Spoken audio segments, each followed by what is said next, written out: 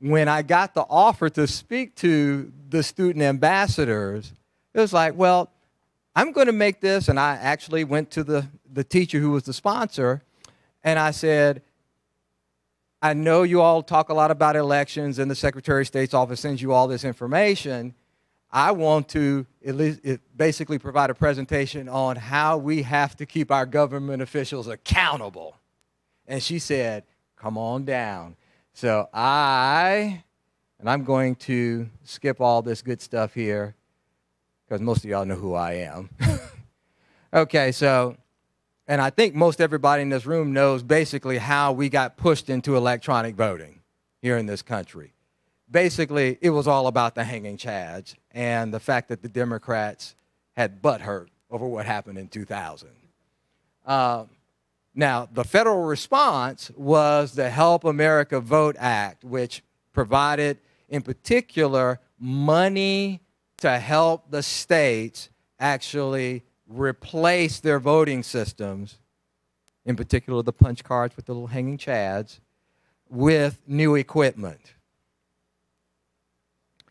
In Georgia, the Secretary of State at the time, Kathy Cox, wrote a report where she essentially recommended that Georgia get into the 21st century by replacing all of their equipment with completely electronic voting systems.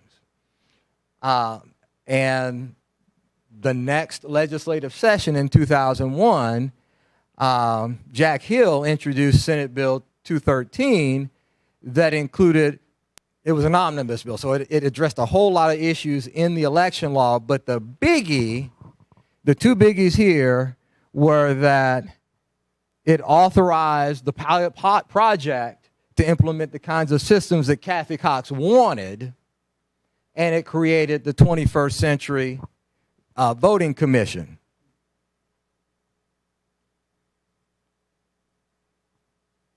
Ooh, thank you. Cute. Thank you, thank you.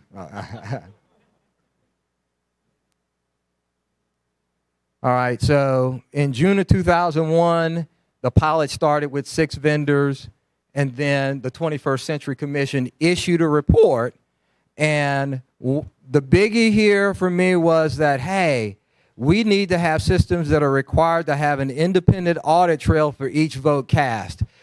Bottom line, there has to be a way to audit what the computer is spitting out in terms of what the vote count was. Okay? 2 of the 6 vendors actually met that requirement, but neither of them were actually considered. Now, one has to ask the question, why was that?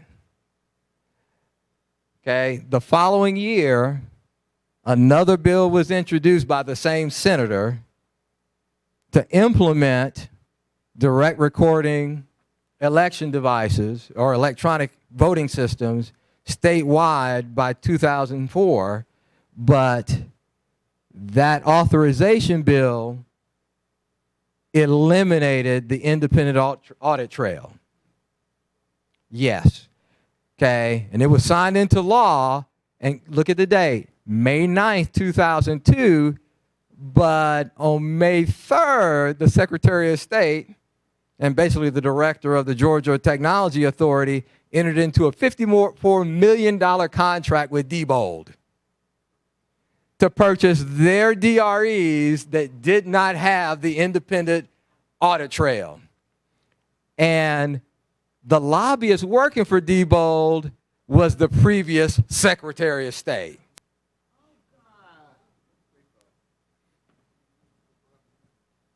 Yeah, move along, people, nothing to see here. Okay. 54 million? Oh, I don't remember offhand, but Lewis Massey made a killing off of one session's work. Okay, they implemented those systems in less than 6 months. So they were in, and Georgia was the first state nationally to implement all electronic voting systems statewide. I was actually part of the crew that rolled those out in Cherokee County. And a side note, after we did all of that, and I was talking with another guy who was an IT guy, I figured out how to steal an election in 10 minutes with no trace. Okay? And it was because of that and other things that me and others got involved with trying to get the General Assembly to fix the paper ballot audit trail problem. So we tried in 2004, and by this time, the legislature and the governorship had flipped Republican. It got through the Government Affairs Committee, but the Rules Committee killed it.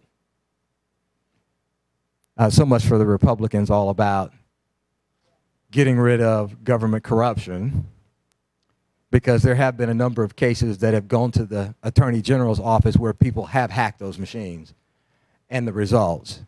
In 2006, next bill, comprehensive reforms, anti-fraud procedures, public inspection, it actually died in committee. That year also, another bill coming from the Senate, similar to the 2004 bill, it actually did pass the Senate and went to the House and died. Okay? So, yeah, 3 minutes? Okay. 3 rounds of court battles. First one, I was one of 9 plaintiffs that sued the Secretary of State, the Democrat Secretary of State, the Republican governor, and the State Board of Elections regarding the abrogation of our legal and constitutional rights related to voting. The bottom line here is we actually fought, lost, appealed, lost, and then when Brian Kemp, former Secretary of State, now governor, when he was appointed, he went on the record saying we would fix this problem. Then got elected, and guess what happened? Who are you again? To cover his tracks, he basically said, oh, well, we're going to create a commission or a council, and we're going to go all over the state to get public comments. And our issue of security and integrity was the #1 issue discussed. Guess what the Secretary of State did with all that public comment? Nothing. Okay? This is probably going to be worth the 2 minutes I have left. Okay? The Secretary of State's office essentially established the Center for Election Systems at one of our Metro Atlanta universities. Essentially, all the machines, all the programming, and the deployment happened out of the Center for Election Systems. A researcher, basically a white hat, what we call an honest and ethical security analyst, found out that those systems were wide open to the public. Our current copy of the voter, what we call the voter registration master file, 6.7 million voters with addresses and social security numbers are wide open to the public. The databases that are sent to the counties where they run the elections were wide open to the public. The software that they actually use to run the machines, as well as the memoranda to the county elections officials with the passwords to start the systems, were wide open to the public. And 6 months later, the guy went back and checked after he reported it, and he found out it was still wide open to the public. This time, Mr. Lamb and his associate, instead of calling the Secretary of State's office, they called the university IT department, and they shut it down. They acted quickly to remediate the security issues. And of course, by this time, you know, the whole Russian interference in our elections was a hot topic. So the FBI eventually got involved. But here's the thing.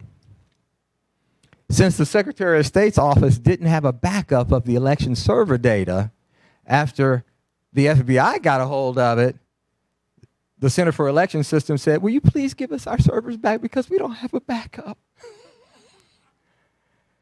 And so the FBI gave them the servers with all the hard drives. Hey, Kevin, listen to me here. Once they got that back, they didn't even make a backup of it. They didn't even look to see if there had been any unauthorized access of the data on the server. They just sat on it until round 2. Because of all this, I stepped up to the plate again along with others, and this time I was the only political party officer that was actually a named plaintiff. So we went after the security and integrity of how they're conducting the election, actually violated state law and our constitutional rights. Shortly after, like the next week, after the federal lawsuit was filed, which called out the fact that we were going after that server, they wiped it. The Secretary of State's office authorized that server's disk would be wiped.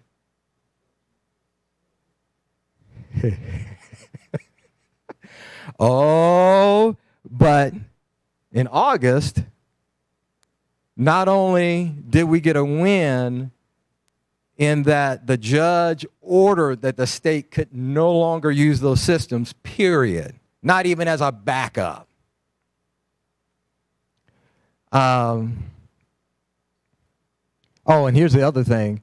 Now, unlike the round 1, this time the federal judge allowed us to go to trial, and we actually got depositions, and we got some of the state's representatives, including the Secretary of State's office, CIO, on the stand to testify what he was actually doing.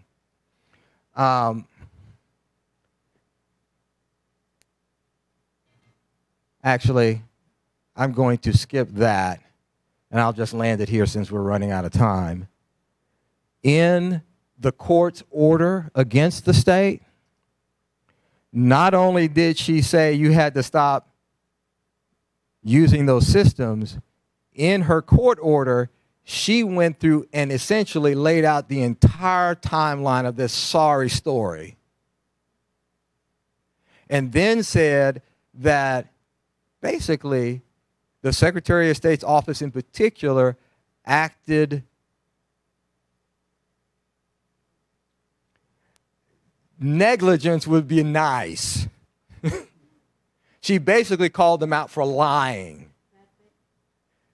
That it was incredible that, oh, well, we didn't really know that they would need that data and that we had that server wiped. She called them out on it. And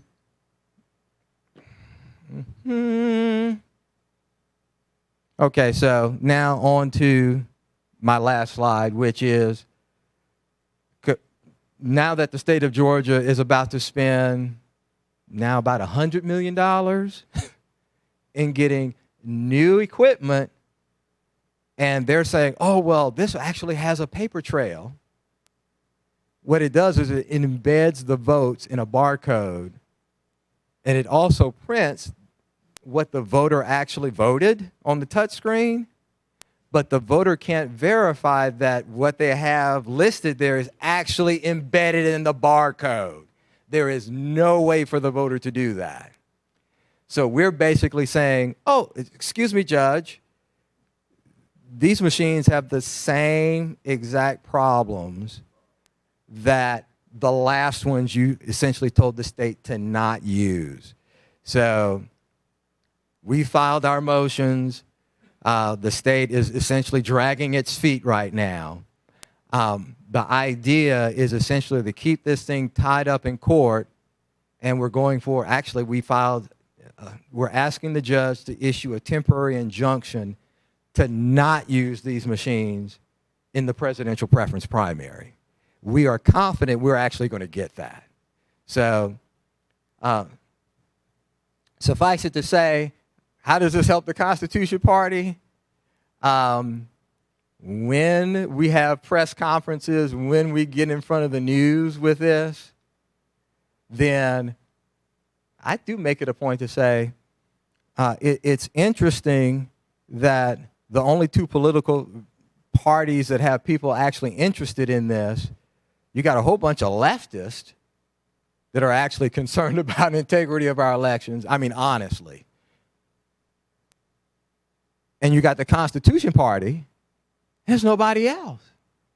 So we've actually gotten a lot of conservative organizations lining up behind us to support the fight.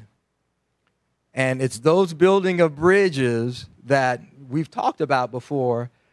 It's just giving us opportunities to connect with, hopefully, future Constitution Party voters. And with that, thank you for your time.